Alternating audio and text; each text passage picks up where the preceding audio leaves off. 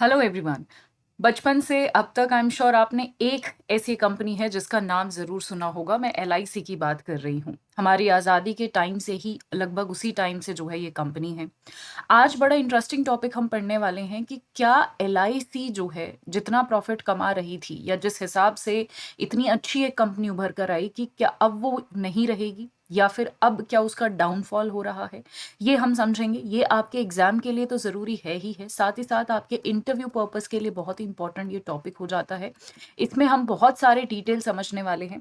शुरू करते हैं। शुरू करने से पहले एक बार आप फटाफट चैनल को सब्सक्राइब कर लीजिए और अड्डा 24/7 का ऐप नहीं डाउनलोड किया है तो वो डाउनलोड कर लीजिए। बिना किसी देरी के मैं शुरू करना चाहती हूँ। तो बेसिकली कहानी ये है कि आप सभी को पता है कि एलआईसी का जो मार्केट शेयर है वो बहुत ही कम आता जा रहा है। यहाँ पर आप देख सकते हैं 68% से 59% आ गया है। कभी एक ऐसा टाइम हुआ करता था जहां पर एक मोनोपोली हुआ करती थी एलआईसी की इंश्योरेंस सेक्टर में। आई एम श्योर आपको पता होगा कि एलआईसी लाइफ इंश्योरेंस कंपनी एक इंश्योरेंस सेक्टर की एक सबसे बड़ी कंपनी है, राइट। उसमें जो है 68%, 100 में से अगर 68% जो है अगर कोई एक कंपनी होल्ड कर रही है यानी उसकी मोनोपोली है, वो धीरे धीरे जो है कम आती जा रही है। आप सभी को याद होगा लास्ट टाइम जो है लास्ट ईयर जो है एलआईसी का आईपीओ भी निकला था और उसी के बाद जो है उसके शेयर अंदाजा तो ये लगाया जा रहा था कि एलआईसी जो है और इम्प्रूव करेगा, बट इसके जो शेयर है वो 20% जो है जब से आईपीओ आया है वो फॉल कर गए हैं। ठीक है। इसका रीजन हम समझने वाले हैं कि क्या ऐसा हुआ है जो एलआईसी जो है इस इतना बड़ा डाउनफॉल एलआईसी का चल रहा है। बट उससे पहले आप सभी को पता होगा 1950 के आसपास जो है ये न्यूली इंडिपेंडेंट इंडिया में, आप सभी को पता है जब हमारे जवाहरलाल नेहरू साहब थे उन्होंने सोशलिज्म की राह पर चलते हुए बहुत सारी ऐसी कंपनीज को नेशनलाइज करना चाहा जो गरीबों की जो है बेसिकली मदद कर सके, और तभी जो है बहुत सारी प्राइवेट और फॉरेन कंपनीज को मिला दिया गया और एक कंपनी बनाई गई जिसको हमने नाम रखा जिसका एलआईसी, जो इंश्योरेंस प्रोवाइड करेगी। इसका business model I am sure आप सभी को पता होगा।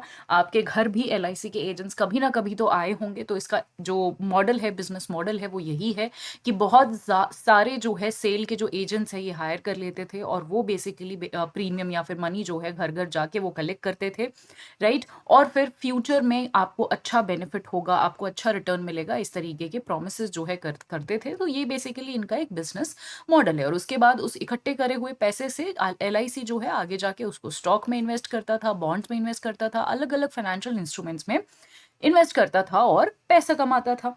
पर जब सब कुछ इतना सही चल रहा था, एक इतनी बड़ी कंपनी, इतनी बड़ी इंडस्ट्री जो सरकार को इतना ज्यादा जो है फायदा दे रही है, उसका डाउनफॉल कैसे हुआ और उसका डाउनफॉल कहाँ से शुरू हुआ?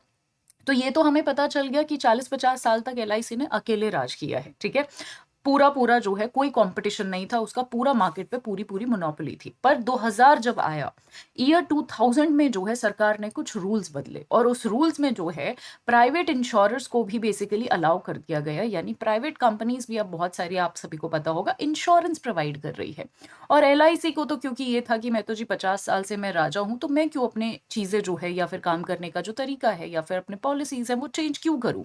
और एग्जैक्टली उसने चेंज नहीं भी की, ठीक है। Why change what was in broken, right. But I think ये एलआईसी की सबसे बड़ी गलती थी। अगर आपकी कंपटीशन में अगर और कोई नए लोग आ रहे हैं, यहाँ से आप अपने एग्जाम के लिए भी सीख सकते हैं। अगर आपकी कंपटीशन में अगर कंपटीशन आपका बढ़ रहा है तो आपको अपनी तैयारी, अपनी स्ट्रैटेजी, अपनी प्रेपरेशन उस हिसाब से मोल्ड करनी पड़ेगी। अगर आपको ऐसा लग रहा है कि मैं तो प्रीलिम्स क्वालिफाई करके बैठा हूँ, मुझे क्या डर है, मैं तो इस बार फिर से प्रीलिम्स निकाल ही लूंगा, तो ये गलत आपका एटीट्यूड है। हो सकता है पिछली बार प्रीलिम्स निकल गया हो, इस बार ना निकले, ठीक है। तो अगर कंपटीशन बढ़ रहा है तो स्ट्रैटेजी और तरीका हमें बदलना पड़ेगा, तभी सिलेक्शन होगा, ठीक है। फिर 2005 में क्या हुआ आप सभी को पता है। 2005 तक एलआईसी के जो है 9.8 लाख एक्टिव एजेंट थे, ठीक है। और ये 2005 की मैं बात कर रही हूँ। और 2023 तक अगर मैं बात करूँ तो ये एक्टिव एजेंट्स 11.4 लाख ही हुए, यानी कितनी ज्यादा कम स्पीड से अब एजेंट्स बढ़ रहे हैं। इसका मतलब ये है कि हमारे देश के जो अब यूथ हैं वो एलआईसी एजेंट्स नहीं बनना चाहते हैं। क्यों नहीं बनना चाहते हैं, उसके बहुत सारे रीजन हैं। एक तो उनको दूसरे ऑप्शंस मिल गए हैं, ठीक है। बैंकिंग के, आई एम श्योर आप सभी लोग जो एग्जाम्स दे रहे हो ये बैंकिंग के एग्जाम दे रहे हो, है ना। एलआईसी का एजेंट बनने के लिए कोई एग्जाम नहीं दे रहा है, ठीक है। हम लोग नहीं इंटरेस्टेड हैं वो जॉब करने के लिए। और अलग अलग बहुत सारे ऐसे प्राइवेट बैंक्स हैं जो बहुत अच्छा ऑफर हमें प्रोवाइड भी कर रहे हैं, बैंक का भी और साथ ही साथ इंश्योरेंस का भी, ठीक है। सो बहुत कम ऐसे यूथ हो गए हैं जो अब इस जॉब में एक तो इंटरेस्टेड हैं, ठीक है, और क्योंकि उनके पास ऑप्शंस भी आ गए हैं, तो आप देखोगे कि बहुत कम जो है स्टूडेंट पहले, बहुत कम जो है पहले यूथ जो है मैक्सिमम हुआ करते थे, 30 से कम वाले जो बच्चे हुआ करते थे या जो लोग हुआ करते थे वो एलआईसी के एजेंट्स होते थे, जिसका नंबर घटकर अब से 15% रह गया है, राइट।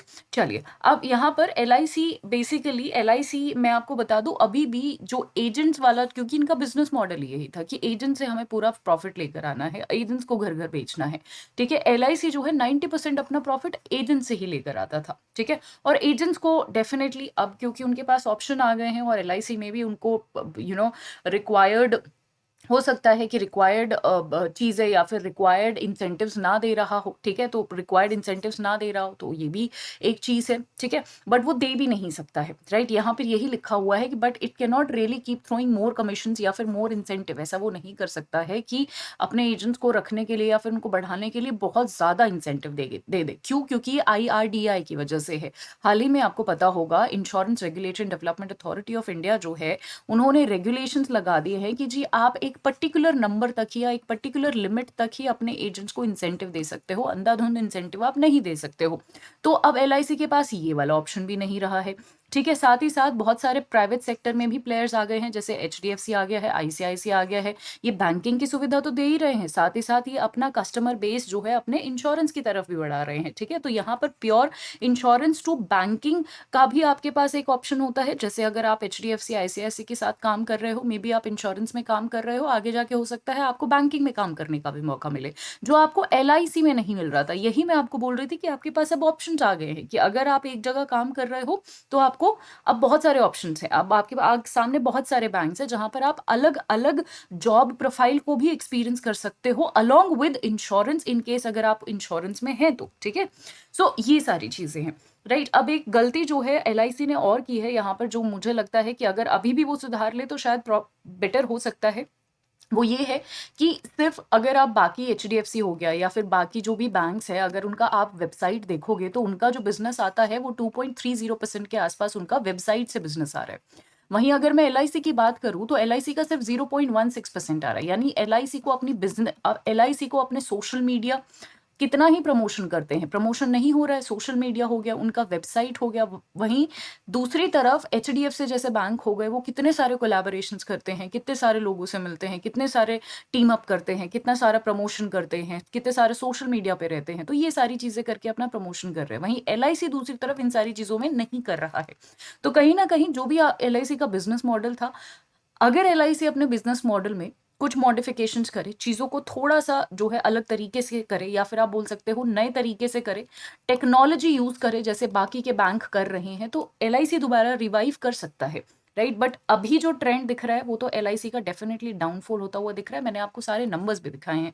बहुत ही अच्छा एक आर्टिकल आया था और आपके इंटरव्यू में स्पेशली ये बहुत मदद कर सकता है। अगर आपसे एलआईसी या फिर इंश्योरेंस सेक्टर पे कोई भी सवाल आता है तो वहां पर आप एलआईसी का अपने मेंस में भी, मेंस जब आप लिख रहे हो और इंश्योरेंस पे एक सवाल आता है तो मेंस में भी आप एलआईसी को कोट कर सकते हो। और अब आपको क्लियर हो गया है कि एलआईसी में प्रेजेंटली क्या चल रहा है, कब से शुरू हुआ, कब उन्होंने आईपीओ निकाला, आईपीओ निकालने के बाद 20% शेयर गिर गए, ठीक है। 2000 के बाद जो है आप सभी को पता है कि गवर्नमेंट नए रूल्स लेकर आई जिसके तहत बहुत सारी चीजें हुई, ठीक है। तो आई होप ये टॉपिक आपको इंटरेस्टिंग लगा होगा और समझ भी आ गया होगा।